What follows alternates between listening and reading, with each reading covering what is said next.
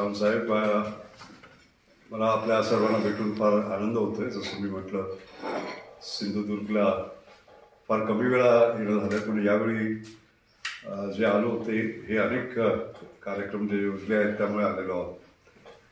तर उद्या मला जो एक पुरस्कार मिळतो तो कृषी या विषयावरचा मिळतोय. खरं म्हणजे कृषी हा माझा संशोधनाचा मुख्य विषय नव्हे, पण कृषीसाठी त्याला उपयोगी पडेल, त्याच्यात फरक पडेल असं काही काम माझ्या हातून घडलं आहे. जे थोडं थोडकं घडलं आहे त्याला तुम्ही पुट्ट समजून माझा आदर करतायत, हे खरंच माझ्यासाठी मोठी गोष्ट आहे.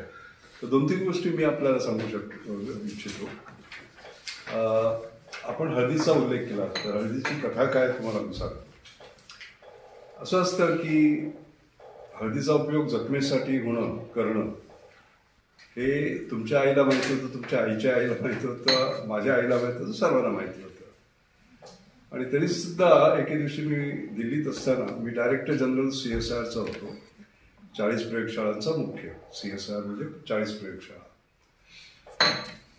आणि त्यावेळी पाहिलं टाइम्स ऑफ इंडियामध्ये बातमी की हळदीचं पेटंट अमेरिकेने घेतलं होतं काही संशोधकांनी. आता पॅटर्न कधी घेतलं जातं, जेव्हा त्यात काहीतरी नाविन्य असतं, जे आधी काही केलेलं नसतं ते शोधून काढलेलं असतं, त्याचा काही उपयोग असतो वगैरे असं. तर मी म्हटलं जे आमच्या पूर्वजाला माहिती आहे त्याच्यावर पॅटर्न कसं घेतात. आणि मला आठवतं मी सकाळी बातमी वाचली आणि संध्याकाळी एक कार्यक्रम होता ज्याच्यात माझं भाषण होतं आणि मी जाहीर केलं की हे चुकीचं आहे आणि मी अमेरिकेशी लढणार आहे. आता खरं म्हणजे याच्यात फार धाडस होतं, कारण मी डायरेक्टर जनरल CSIRचा होतो म्हणजे एक सायंटिस्ट, पण त्याचवेळी secretary to government of India होतो, म्हणजे मंत्र्यांची परवानगी घेतल्याशिवाय घोषणा करता येत नाही. पण मी तसं कधीच केलेलं नाही. मी इथून विचार करतो, इथून नाही करत. विधाताला आपल्याला पटलं चूक आहे कमी तरी केलं, तो थोडा हलाकलोड झाला आता त्यावरती कसं केलं, पण देशाचा विश्वास होता माझ्यावर, त्यांनी केलं. तर आम्ही पुरावे दिले सगळे आपल्या ह्याच्यातले. अनेक म्हणजे संस्कृतमध्ये काय टेक्स्ट होती, इतर होती, आणि दाखवलं की हे सगळं ज्ञान भारताकडे आहे. आणि ते पेटंट आम्ही हे केलं. ती एक ऐतिहासिक बाब अशी झाली, कारण आतापर्यंत ज्याला आपण बायोपायरसी म्हणतो तर आवाज येतो तसा नसलेलं बरं. तर त्याला तर असं होत असे, आपलं ज्ञान घ्यायचं, त्याला काहीतरी ट्विट करायचं आणि स्वतःचे मार्के हक्क घ्यायचे, चालू असायचं. ते मराठी माणसाचा एक तत्वाचा प्रश्न असतो, त्यामुळे तो लढा दिला गेला.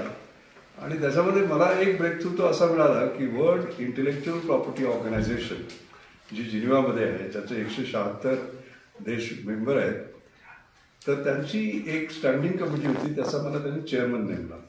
2.5 वर्ष मी चेअरमन होतो. आणि त्यावेळी मी त्यांना म्हटलं की तुम्ही पारंपरिक ज्ञानाला ज्ञानच म्हणत नाही. स्टॅनफोर्डमध्ये, कॅलटेकमध्ये, ऑक्सफोर्डमध्ये, केम्ब्रिजमध्ये जे निर्माण झालं त्याला ज्ञान म्हणतात. आणि माझ्या पूर्वजांनी प्रयोगशाळा त्यांची, म्हणजे त्यांच्याकडे प्रयोगशाळा नव्हत्या, पण जीवनाची प्रयोगशाळा कळलं, त्या जीवनाच्या प्रयोगशाळेत निर्माण केलेलं जे ज्ञान आहे त्याला तुम्ही ज्ञान म्हणत नाही, हे चुकीचं आहे. आणि मग त्याच्यावर मोठे वाद झाले. आणि मग मी इंटरनॅशनल पॅटर्न क्लासिफिकेशन सिस्टम जी होती त्याच्यात पारंपरिक ज्ञानाला ज्ञानच मानत नव्हते, मी म्हटलं नाही. आणि मग इंटरनॅशनल पॅटर्न क्लासिफिकेशन सिस्टम जी होती ती आम्ही बदलायला लावली. कारण 5 देशांची कमिटी झाली, त्याच्यात US, युरोप, चायना, जपान आणि भारत होता. आणि जिथे ज्याला सबग्रुप्स म्हणतात तिथे 0 होता, तिकडे आम्ही 250 आणले आणि त्यामध्ये एक झाले. तर त्यानंतर काय झालं की मी अमेरिकन पॅटंट ऑफिसमध्ये गेलो, कारण हळदीचं पॅटंट हे एकच चुकीचं नव्हतं, शेकडो पॅटंट चुकीची होती. त्यातले मी 10 घेतले. संस्कृत श्लोक, त्याचं इंग्रजी भाषांतर आणि त्यांनी दिलेलं पॅटंट. आणि त्यांना दाखवलं, म्हटलं हे म्हणतात तुम्ही नवीन आहे, हे माझ्या पूर्वजांनी म्हटलं होतं, हे बघा. असं करून त्यांना मी 10 दाखवलं. मग ते मला याच्यात घेऊन गेले त्यांच्या पॅटंट ऑफिसमध्ये.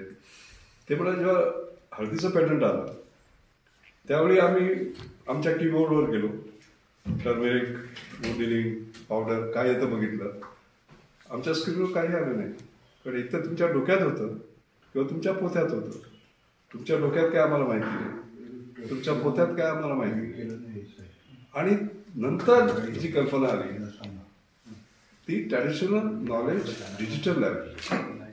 म्हणजे हे सगळं ज्ञान जे विखुरलेलं होतं, कळलं की नाही, ते आम्ही 3 कोटी पानाची लायब्ररी बनवली. मी जवळजवळ 100 लोक कामाला लावली होती त्यावेळी.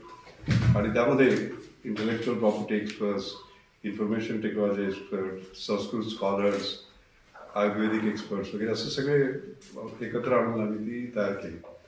आणि त्याचा फायदा असा झाला की या सगळ्या देशांना त्यांच्या पॅटंट ऑफिसनं नवीन पॅटंट आलं पारंपरिक ज्ञानावर आधारित असलेलं की हे तुम्हाला कंपल्सरी पाहायला पाहिजे करण्याचा बंद. आणि हा कम्प्लीट फरक पडला. हा त्यातला दुसरा महत्त्वाचा भाग. तिसरा महत्त्वाचा भाग म्हणजे असा की हे विखुरलेलं ज्ञान एकत्र आणल्यामुळे आपल्या पूर्वजांनी काय केलेलं आहे त्याचा फायदा घेऊन नवनवीन प्रयोग सुरू झाले. कळलं की नाही काय, त्याचा वापर करून ते फायनली एक्सपिरियन्शियल लर्निंग आपण म्हणतो, पण तेवढंच महत्त्वाचं असतं. नवीन ड्रग डिस्कवरी करा किंवा इतर वगैरे. तर अशा प्रकारचा हा प्रचंड बदल झाला. ही एक लढाई, ज्याला आता हळदीघाटीची दुसरी लढाई म्हणतात, कळलं की नाही, ती आपण जिंकली, पण त्याचा हा मोठा परिणाम. दुसरी लढाई जी मी दिली, जी आपल्या शेतकऱ्यांसाठी फार महत्त्वाची आहे, ती बासमती. तर टेक्सास कंपनी होती आणि त्यांनी आपली जशी व्हरायटी आहे तशीच एक व्हरायटी बनवली बासमतीची, आणि त्याला नाव दिलं टेक्समती. आपलं बासमती, त्यांचं टेक्समती. आणि त्याच्यावर त्यांनी पॅटर्न घेतलं. आता याचं आपलं नुकसान काय झालं असं सांगतो. टेक्समती त्यांनी विकायला सुरुवात केलं याच्यामध्ये. म्हणजे बासमती न घेता लोक टेक्समती घेतली असते, कारण तसाच वास, तसाच हे वगैरे वगैरे. आणि आपलं प्रचंड नुकसान झालं असतं, कारण आपण बासमती हजारो कोटीचा आपला एक्सपोर्ट आहे, आपण आणि पाकिस्तान द लार्जेस्ट एक्सपोर्टर. तो बंद झाला असता, कारण एनी प्रॉडक्ट, कळलं की नाही, on which there is a pattern and it is identical, you cannot produce it, distribute it, sell it. असं प्रचंड आर्थिक नुकसान झालं असतं. आणि म्हणून मी ती कमिटी चेअर केली बासमतीची. आणि त्यांचे 21 एकंदर क्लेम होते, ते मला पाडायचे होते. पण ते 21च्या 21 मागे न जाता, एखादं घर आपल्याला पाडायचं आहे, समजा हे पाडायचं आहे, तर वरून मोठा भाव टाकायची आवश्यकता नाही. 3-4 जे व्हलनरेबल पॉईंट्स आहेत तिकडे हे लावलं की सगळं घर कोलॅप्स होतं. तसं आम्ही 21 क्लेममध्ये 5 क्लेम पकडले आणि ते सगळं घर त्याचं कोसळवलं आणि बासमतीचा पॅटर्न रद्द झाला. आता बासमतीच्या पॅटर्नमध्ये आणि हळदीच्या पॅटर्नमध्ये फरक होता. हळदीचं पॅटर्न रद्द करायला आम्हाला काही त्रास झाला नाही, कारण नुसतं आमचं जुनं ज्ञान आम्ही त्यांना दाखवलं सगळं आणि ते हे झालं. पण ह्याच्यामध्ये त्यांनी काय केलं होतं, आता आपला बासमती आपला, पण तुम्ही कोणाला विचारलं असतं की बासमतीचा जो सुगंध आहे, जो अरोमा आहे, तो कशामुळे येतो, माहिती नव्हतं आपल्याला. तर त्यांनी ते शोधून काढलं की एक केमिकल आहे 2-एसिटाइल 1-वायनाइल पायरोलिडॉल. आणि त्यांचा क्लेम होता की ते that is present in 100 to 500 part per billion.